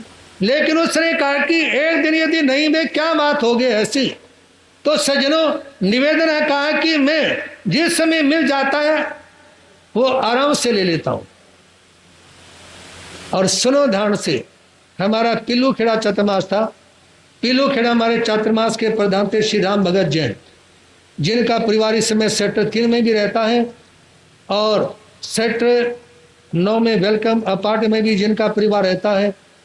उनके बराबर में एक प्रजापत बुजुर्ग रहते थे। पिल्लू खेड़ा जो अनाज मंडी है वो सारी जमीन उसकी थी और प्रधान जी के बराबर वाला मकान था उसका। तो मैं गया घर पे, उसने आना जाना शुरू कर दिया। जिस समय उठता बैठता हर समय जवान के पर हे राम, उठते समय भी और बैठते समय भी। और 4 महीने बराबर उनके घर पे जाना हुआ, अपने कमरे से आगे, बीच में चौक, पीछे और कमरे, कभी अपने कमरे से आगे नहीं मिला। मैंने कहा कि आप कमरे में रहते हो? कहा कि महाराज जी या कमरे में रहता हूँ, या सत्संग में रहता हूँ, या सैर करके आता हूँ, या पोता पोतों के बीच में बैठता हूँ। और उसने कहा कि मैंने आज तक, सुन रहे हो ना, मैंने आज तक अपने बच्चों को ये नहीं कहा कि सर्दी का मौसम में गर्म पानी लेके आओ, मिल गया ठीक है। ये नहीं कहा कि भोजन लेकर के आओ। लेकिन यह भी सत्य है कि जैसे मैं चुप रहता हूं और धर्म ध्यान करता हूं ना, मेरे को सारी चीज आराम से अपनी जगह पे है जी, बोलो ना, सारी चीज मेरे को अपनी जगह पे मिल जाती है। तो बुजुर्गों को कैसे रहना चाहिए ये आप लोगों ने सुना। उस समय सुकरात जी के सामने वो बुजुर्ग कहते हैं कि जो मेरी जीवनचर्या है ना वो मैंने आपके सामने बता दी, अब और आपका कोई मार्गदर्शन हो तो कृपा करो। तो सुकरात जी कहते हैं तुमने कोई और बात ऐसी छोड़ी ही नहीं जो आपको बताई जाए, है जी, ऐसी कोई बात छोड़ी ही नहीं जो बताई जाए। बस फिर भी एक बात आप लोगों के सामने बता देता हूं कि आप बुजुर्ग अवस्था में, वृद्ध अवस्था में कुछ नहीं हो जाए, बस मुस्कुराना है। क्या करना है? किसी के बेटे बहू यदि गलत व्यवहार भी करे ना, उसके बाद ही मुस्कुरा दो। क्यों मुस्कुरा दो? इसलिए मुस्कुरा दो कि बेटा बोलना भी नहीं, मुस्कुराना इसलिए है उनको देख करके कि एक दिन ये तुम्हारी जिंदगी में भी, ऐसा दिन तुम्हारी जिंदगी में भी आएगा। आज तुम मेरे साथ में कर रहे हो, कल तुम्हारे साथ ऐसा ना हो, ऐसी मेरी भगवान से प्रार्थना है। पंजाबी बाग के बीच में, भगवान दास नगर के बीच में एक चौक है। लगभग 20-22 वर्ष पहले की घटना है जो समाचार पत्र में आई। एक व्यक्ति ने रात में अपने पिताजी को उठाया और चौराहे पे छोड़ के चला गया। उसके बाद वो बुजुर्ग पता नहीं कहाँ गया। उस जो अपने पिताजी को चौराहे पे छोड़ के गया था ना, उसके बेटा जवान हुआ तो उसने अपने पिताजी को कंधे पे उठाया और उसी चौक पे ले आया। वो रोने की बजाय हंसा। कौन? बुजुर्ग जिसको कंधे पे ला गया था, हंसा वो। उसने जैसे हंसा ना तो बेटे ने कहा पिताजी मैं आपको आधी रात में या चौक के ऊपर उतार करके जा रहा हूं और आप हंस रहे हो, कमाल की बात है। कहा कि बेटा बात सुन, गलती तेरी नहीं है, मैं तेरे दादा को यहीं छोड़ के गया था, मैं तेरे दादा को यहीं उतार के गया था। इतना सुनते ही उस युवक ने अपने पिताजी को दोबारा अपने कंधे पे उठाया और घर क्यों ले चला और कहता परंपरा नहीं डालनी। क्या नहीं करनी? परंपरा नहीं डालनी। कल के दिन मेरे साथ में ऐसा ही हो तो मैं ऐसा नहीं चाहता। बस अंत में इतना सा ही बुढ़ापे के बारे में कहना चाहूंगा। मुस्कुराकर गम का जहर जिनको पीना आ गया, मुस्कुराकर बोलो, मुस्कुराकर गम का जहर जिनको पीना आ गया, ये हकीकत है, बोलो ना, ये हकीकत है।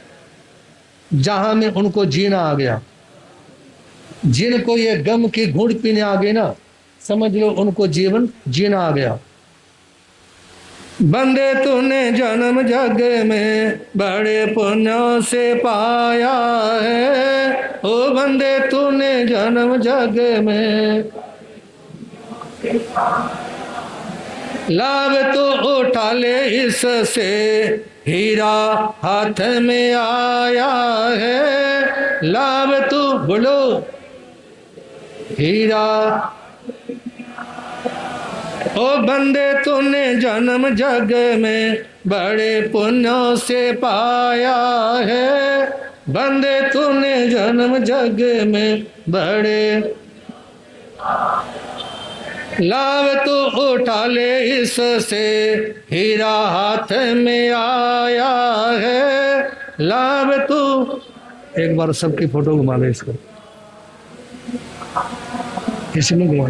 बंदे तूने जन्म जग में बड़े पुण्यों से पाया है, बंदे तूने। ये नहीं घूमता क्या? ये भी घूमता, इसी को घुमा दो। आप लोग सुन रहे हैं 23वें तीर्थंकर चिंतामणि भगवान पार्श्वनाथ का जीवन चरित्र। कल आप लोगों ने चरित्र में सुना था, मरुभूति अपने बड़े भाई कमर से क्षमा याचना करने के लिए आश्रम में गया। वो आश्रम में नहीं मिले, पास की पहाड़ी में साधना करने के लिए गए हुए थे। उस समय मरुभूति ने कुलपति से कमठ के बारे में पूछा। वहां पहुंचे और अपने भाई के चरणों में सिर झुका दिया। ये सारा प्रसंग आप लोग सुन चुके हैं। जैसे ही चरणों में सिर झुकाने के बाद में कहा कि भाई, ये दास, ये छोटा भाई आपके चरणों में नमन करता है और जो आदेश होगा जिंदगी भर उसका पालन करूंगा, जिंदगी भर उसका पालन करूंगा। और इसलिए मेरा निवेदन है, आप मुझे माफ करेंगे, मेरे कारण आपको घर छोड़ना पड़ा। और जैसे पैरों में गिरने के बाद में गिड़गिड़ाते हुए बोल रहा था ना, क्षमा याचना कर रहा था, उस समय बड़े भाई कमठ ने, जो तपस्वी संत के वेश में था, उसने क्या किया? बोल चिंतामणि पार्श्वनाथ। लघु भाई का मन निश्चल था, किंतु कमठ के मन था पाप। उसे देखकर सुनकर ज्यादा उग्र हो गया अपने आप। छोटे भाई का मन तो निश्चल था, लेकिन बड़े भाई के मन में पाप भरा हुआ था। क्षमा मांगने आया है मेरे से अपराधों की, मुझे जरूरत नहीं तुम्हारे गिने भरे संवादों की। गधे चढ़ाकर क्या गया था जिस दिन मेरा जो अपमान, इस भव में क्या अगले भव में नहीं भूलता उसका ध्यान। मन में सोचा था कि मरुभूति को मारूंगा, मौका आज मिला मन भाया, इसको पारी उतारूंगा। लघु भाई का झुका हुआ है मेरे चरणों में आगे से, लघु भाई का झुका हुआ है मेरे चरणों आगे से, इस पर शिला गिरा दी जाए जिससे यही जाएगा मैं। उस समय कमठ सोचता है कि मैंने अपने मन में यह संकल्प किया था कि कभी मौका मिला ना, छोटे भाई को जान से मारूंगा, लेकिन आज इससे बढ़िया तो मौका नहीं हो सकता। ये अपना सिर मेरे चरणों में झुका करके साष्टांग लेटा हुआ है, और क्यों ना इसके सिर के पर एक पत्थर का प्रहार किया जाए। हाय हाय समझने देखो कितना बुरा विचारा है, भाई के जीवन से खेले अपना जीवन प्यारा है। जे सौद्र और तपस्वी के हाथों से ऐसा काम करवाने की तैयारी में लगा नाचने चित्तहरान। नहीं बुद्धि है नहीं शुद्धि है नहीं सोचने को अवकार, ऐसे विकट समय में ही तो होता देखो धर्म विनाश। भाई के सिर भाई ने ही सिला उठाकर मारी है, बहने लगा रुतीरता मुख से मरने की तैयारी है। विश्राघात से घुमावस्थ घूम गए हैं दोनों नेत्र, धरती कंपन से हो जाता शीघ्र प्रभावी सारा क्षेत्र। जैसे ही मन में भाई को मारने का विचार आया, उसी समय पास में पड़ा हुआ पत्थर उठाया और दोनों हाथों से जोरदार पत्थर का प्रहार छोटे भाई मरुभूति के सिर पे किया। सिर में से खून की धाराएं बह निकली, दोनों आंखें बाहर निकल आई और एक भयंकर चीख मरुभूति की जबान से निकलती है और निढाल होकर के, निष्प्राण होकर के गिर जाता है। जो चीख निकली ना छोटे भाई के मुंह से, इतनी तेज थी कि वह आश्रम वासियों तक भी सुनाई दी। आश्रमवासी संत तपस्वी आए, वहां सभी ही दौड़, ऐसा करते कमाने को क्या तुमको मिली यहीं पर ठोड़। हल्के से हल्का मानव क्या करता इतना हल्का काम। आश्रम में जाने पर, आश्रम पर आ जाने से तो शत्रु मित्र समाना है। भाई को ही मारा तूने, तेरा कहाँ ठिकाना है। देखकर अपना जीत वह भी करते औरों का रक्षण। हम तंत्रे भद्री निंदा, ये तेरे क्या है लक्षण। उस समय आश्रमवासी तपस्वी और कुलपति आए और उन्होंने कमठ के पास में ही मरुभूति के शरीर को देखा। खून से लथपथ काया, आंखें बाहर निकली हुई है, सिर खुला हुआ है। और उस समय कुलपति उनको मंत्रोच्चारण, मंत्र सुना करके होश में लाने का प्रयास करते हैं, मुंह में पानी डालते हैं, लेकिन देखते देखते मरुभूति ने देखते देखते प्राणों का परित्याग कर दिया। और उस समय आश्रमवासी उस कमठ को कहने लगे, अरे हल्के से हल्के आदमी को भी जिसने चरणों में सिर झुका रखा है और उसका मर्डर करना, उसको जान से मारना, ऐसा शोभा नहीं देता। और उस समय उसको धिकारते हैं, लाला धिका तुझे है या नहीं रहने के योग। आश्रम को बदनाम बनाता होता यदि एक योग्य। मुंह से जितना कहना था बस कहा, कमठ को सारों ने बुरा सुनाया, बुरे विचारों और बुरे आचारों ने। उस समय कुलपति ने और सभी आश्रम वासियों ने उसकी भरपूर भर्त्सना की। जितना कह सकते थे ना, उतना उससे भी ज्यादा उनको कहने का प्रयास किया। कमर क्रोध से लगा का अपने तिरस्कार पर आश्रम का, हिंसाओं का स्थान स्थान साधना संयम का। इतने पर भी नहीं कमर को देखा सोची अपनी भूल, नहीं कभी भी ले पाता है अपनी खुशबू फूला फूल। इसके बावजूद भी कमठ को अपनी गलती का एहसास नहीं हुआ। कवि ने बड़ी सुंदर प्रेरणा दी कि जैसे फूल अपनी सुगंध स्वयं नहीं ले पाता ना, ऐसे ही अयोग्य व्यक्ति को कभी अपनी त्रुटियों का एहसास नहीं होता। कमठ लज्जित होकर के वहां से चला जाता है, लेकिन मन में ऐसे ही क्रोध उभरा हुआ है जैसे बरसाती नदी में पानी उमड़ता है, ऐसे ही कमठ में क्रोध उमड़ता है। मरुभूति को संभाला है सभी तासों ने मिलकर, पानी सींचा पूर्ण किया, बार बार पंखा जल गए। बहुत देर तक देखा लेकिन मरुभूति को वहां हो, सेवा करते करते रिश्वत करते हैं पूरा अफसोस। गहरी चोट लगी थी भीतर मरुभूति का हुआ मरण, अंत समय में कर पाया है अरियंतों का नहीं स्मरण। नहीं चार शरणे ले पाया, याद नहीं आया नवकार, नहीं समाधि शांति रख पाया, मन में समता का विस्तार। उस समय मरुभूति को जरा सा भी सोचने का मौका नहीं मिला। ना वो अंतिम समय में पश्चाताप कर पाया, ना वो नवकार मंत्र को ही गिन पाया, और ना वो अपनी जबान से कुछ बोल पाया, ना ही वो चार शरणें ले पाया, और ना ही समाधि को ग्रहण कर पाया। और यूं ऐसी स्थिति में अपने प्राणों का परित्याग करके वो त्रिंच गति में जन्म लेते हैं।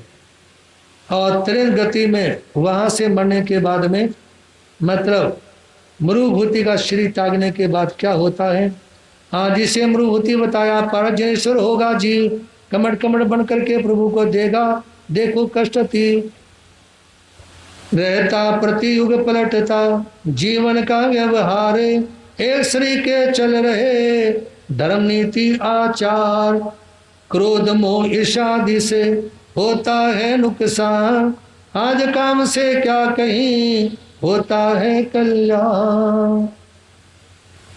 सजनों, ये आप लोगों ने मरुभूति का पहला भाव सुना, समय तो प्राप्ति के बाद का। और मरुभूति ही आने वाले 10वें भाव में 23वें तीर्थंकर होंगे भगवान पारसनाथ। और सिर के पर पत्थर का प्राण करने वाला बड़ा भाई कमठ 10वें भाव में भी कमठ ही होगा।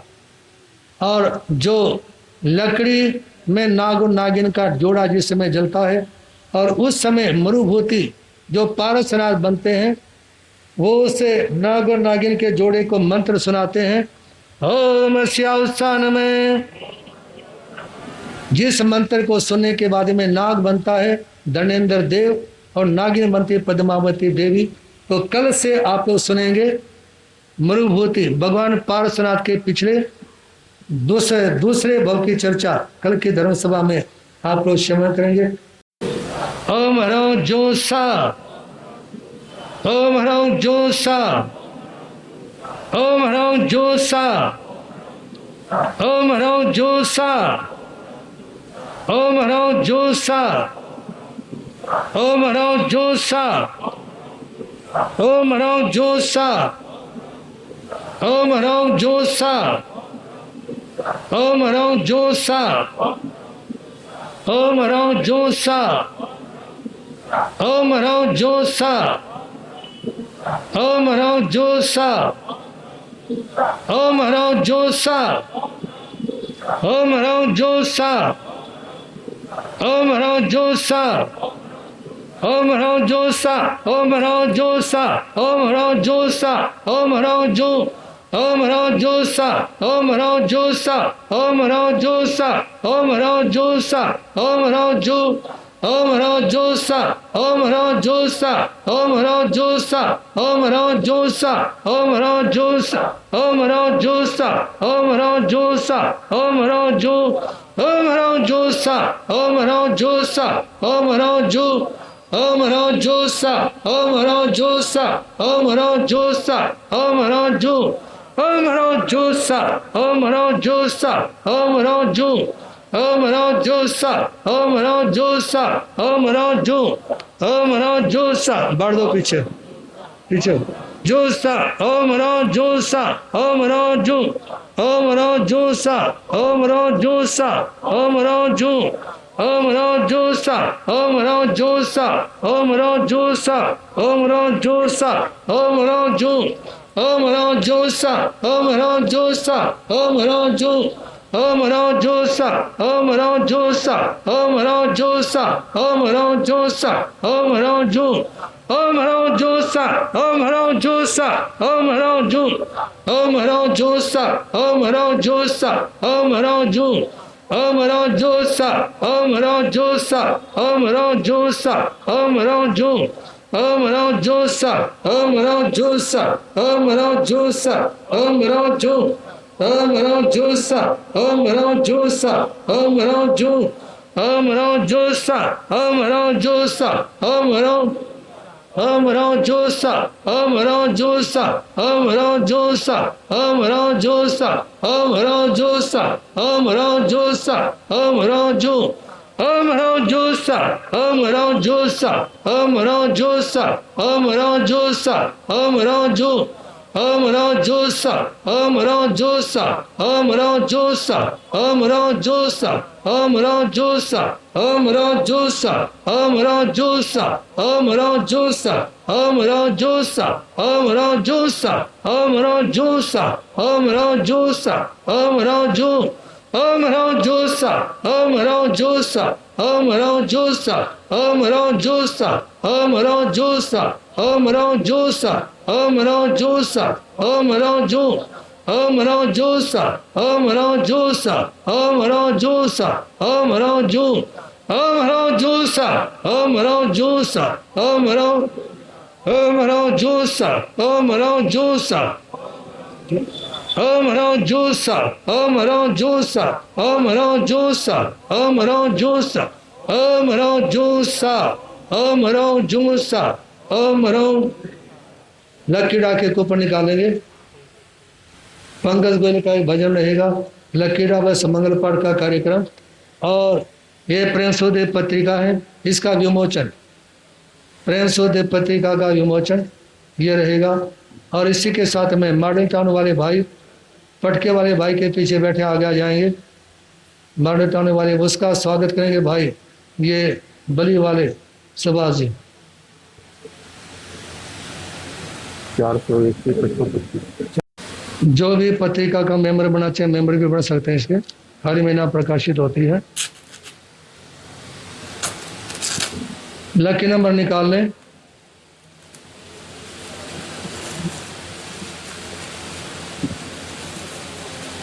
चार 402 नंबर, सीधे, ऐसे नहीं, ऐसे नहीं होते, यूं करो इसको सीधा, ये करवाना होता है मोचन। हुआ तब से मैं गुरुवर शरण आ गया, तब से जीवन में सुधार हुआ, गुरुवर तूने उभारा, गुरुवर तूने उभारा, मिल जाए मुझे सहारा, मिल जाए मुझे सहारा, गुरुवर तेरी कृपा से चलता मेरा गुजारा।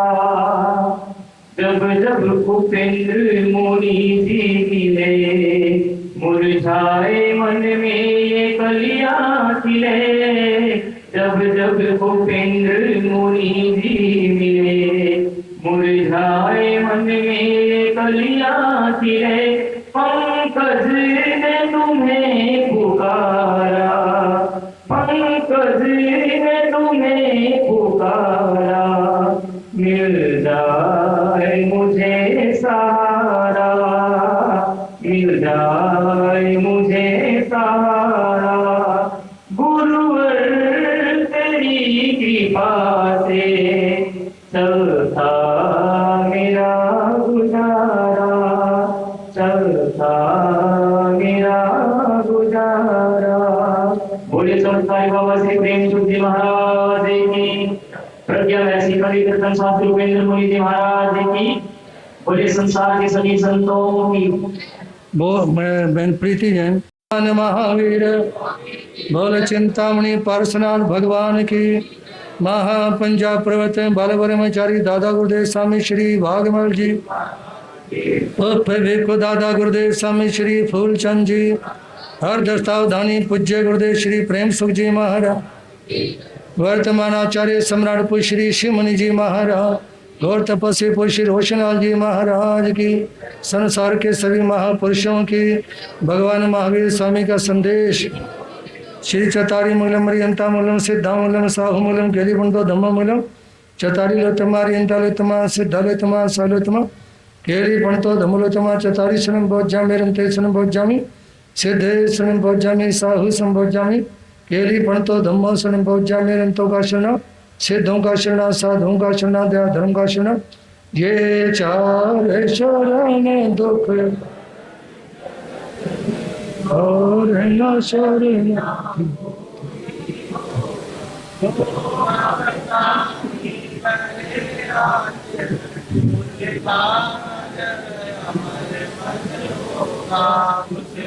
जल्दी सामने में पहुंच जाओ।